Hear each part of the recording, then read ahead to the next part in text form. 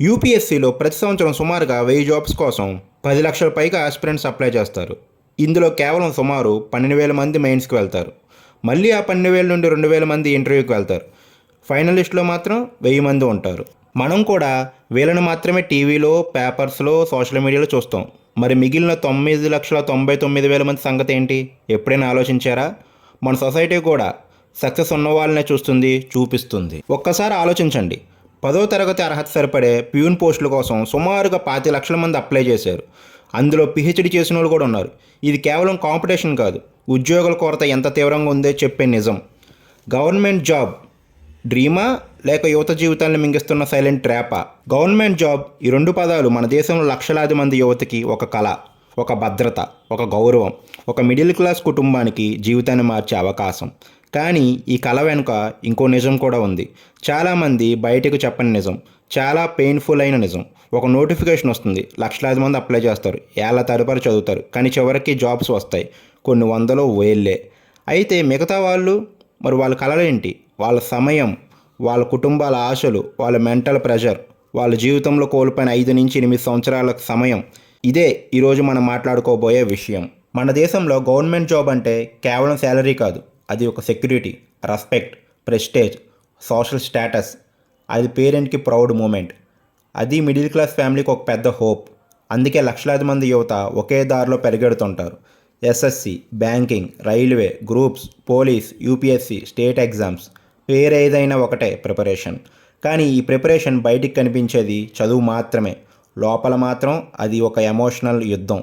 మొదట preparation start చేసినప్పుడు చాలామందికి ఒకే ఫీలింగ్ ఉంటుంది, ఇంకో 2 సంవత్సరాలు సీరియస్గా చదివితే చాలు, ఈసారి కాకపోతే నెక్స్ట్ టైం కష్టపడితే తప్పకుండా అవుతుంది. కానీ కాంపిటేటివ్ ఎగ్జామ్స్ అన్నీ హార్డ్ వర్క్తో డిసైడ్ కావు. అక్కడ కాంపిటీషన్ ఉంటుంది, కట్ ఆఫ్స్ ఉంటాయి, లిమిటెడ్ వేకెన్సీస్ ఉంటాయి, కొన్నిసార్లు ఎగ్జామ్ డిలేస్ ఉంటాయి. కొన్ని సంవత్సరాలు, 3 సంవత్సరాలు, 5 సంవత్సరాలు కూడా గడిచిపోతాయి. ఈ మధ్యలో మన ఫ్రెండ్స్ ఎవరో ప్రైవేట్ జాబ్లో సెటిల్ అయిపోతారు, ఎవరో బిజినెస్ స్టార్ట్ చేస్తారు, ఎవరో అబ్రాడ్ వెళ్తారు, ఇంకొకరు మ్యారేజ్ చేసుకొని ఫ్యామిలీ లైఫ్లో వెళ్తారు. కానీ యాస్పిరెంట్ మాత్రం అదే రూమ్లో, అదే బుక్స్తో, అదే ఆశతో, అదే భయంతో ఉండిపోతాడు. ఇక్కడ పోతున్నది కేవలం టైం కాదు, కాన్ఫిడెన్స్ కూడా పోతుంది, లైఫ్ మూమెంటం కూడా పోతుంది, కొత్త ఆపర్చునిటీస్ కూడా పోతాయి. ప్రిపరేషన్ మొదట్లో మోటివేషన్ లాగా అనిపిస్తుంది, కొత్త బుక్స్, కొత్త గోల్స్, కొత్త హోప్స్. కానీ మనసు గడిచే కొద్దీ అదే ప్రిపరేషన్ మెంటల్ ప్రెషర్గా మారుతుంది. ఉదయం లేవగానే గిల్ట్, చదువుతున్నప్పుడు టెన్షన్, మాక్ టెస్ట్ రాసిన ప్రతిసారి కంపారిజన్, రిజల్ట్ వచ్చినప్పుడు భయం, రిజల్ట్ రాకపోతే డిసప్పాయింట్మెంట్. ఎందుకంటే ఒక పోస్ట్కి 1000 మంది, కొన్నిసార్లు లక్షల మంది కూడా కాంపిటేట్ అవుతున్నారు. అంటే చదవడం మాత్రమే సరిపోదు, మిగతా అందరినీ బీట్ చేయాలి.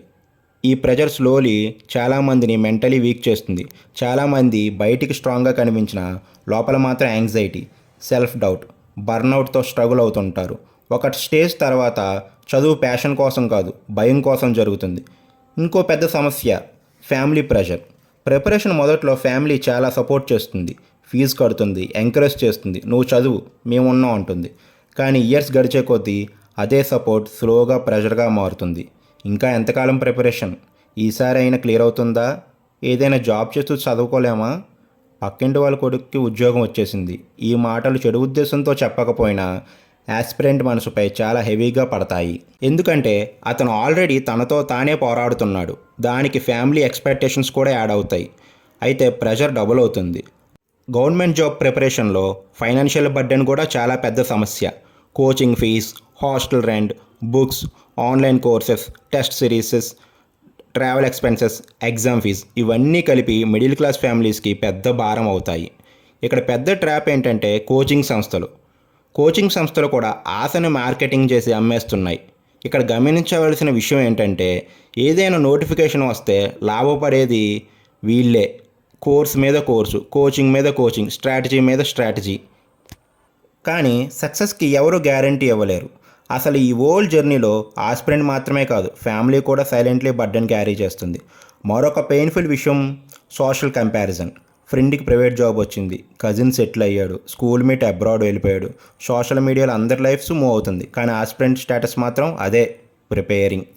ఈ ఒక్క పదం బయట వాళ్ళకి చాలా సింపుల్గా అనిపించవచ్చు, కానీ యాస్పిరెంట్కి అది ఒక్కోసారి హ్యూమిలేషన్ లాగా అనిపిస్తుంది. ఫ్యామిలీ ఫంక్షన్స్కి వెళ్ళాలని అనిపించదు, ఓల్డ్ ఫ్రెండ్స్ని కలవడానికి ఇష్టపడరు, ఏం చేస్తున్నావు ఇప్పుడు అని సింపుల్ క్వశ్చన్ కూడా భయంగా అనిపిస్తుంది. ఒక స్టేజ్ తర్వాత సెల్ఫ్ వర్త్ మొత్తం ఒక రిజల్ట్ మీదే డిపెండ్ అవుతుంది. అది చాలా డేంజరస్. ఇంకో సీరియస్ విషయం సిస్టమ్ ఫెయిల్యూర్స్. నెలల తరబడి ప్రిపేర్ అయ్యాక ఎగ్జామ్ పోస్ట్పోన్ అవుతుంది. కొన్నిసార్లు పేపర్ లీక్, కొన్నిసార్లు రిక్రూట్మెంట్ ఇయర్స్తో పాటు కంప్లీట్ కావు, కొన్ని నోటిఫికేషన్ మీద కోర్టు కేసెస్ పడతాయి. ఎగ్జామ్ ఫెయిల్ అయితే మళ్ళీ ట్రై చేస్తా అనుకోవచ్చు, కానీ సిస్టమ్ ఫెయిల్ అయితే యాస్పిరెంట్ చేతులు ఏమీ ఉండదు. అక్కడే హెల్ప్లెస్నెస్ మొదలవుతుంది. కానీ ఇక్కడ విషయం క్లియర్గా చెప్పాలి, గవర్నమెంట్ జాబ్ ప్రిపరేషన్ పూర్తిగా నెగిటివ్ కాదు. ఈ జర్నీ చాలామందికి వాల్యుబుల్ క్వాలిటీస్ కూడా ఇస్తుంది. మొదటగా ఇది డిసిప్లిన్ నేర్పిస్తుంది. రోజు ఒక టైం టేబుల్ ఫాలో అవ్వడం, కన్సిస్టెంట్గా చదవడం, పేషెంట్గా ఉండడం, ఇవి లైఫ్ లాంగ్ యూస్ఫుల్ క్వాలిటీస్. రెండోది నాలెడ్జ్ మరియు అవేర్నెస్. ఈ రెండు పెరుగుతాయి. Polity, history, economics, current affairs లాంటి టాపిక్స్ చదవడం వల్ల దేశం, సమాజం, సిస్టమ్ గురించి మనకి అండర్స్టాండింగ్ వస్తుంది. మూడోది రెసిలియన్స్ పెరుగుతుంది. రిపీటెడ్ ఫెయిల్యూర్స్ తర్వాత కూడా మళ్ళీ లేచి నిలబడే శక్తి అందరికీ రాదు, అది ఈ జర్నీ నేర్పిస్తుంది. నాలుగోది చాలా మిడిల్ క్లాస్ ఫ్యామిలీస్కి గవర్నమెంట్ జాబ్ ఇప్పటికీ ఒక జెన్యూన్ హోప్. ఒక్కరి సెలక్షన్తో మొత్తం ఫ్యామిలీ లైఫ్ స్టేబుల్ అవుతుంది, సెటిల్ అయిపోతుంది, ఫైనాన్షియల్ సెక్యూరిటీ వస్తుంది, సోషల్ రెస్పెక్ట్ వస్తుంది. అందుకే ఈ డ్రీమ్ని పూర్తిగా తప్పు అనలేం.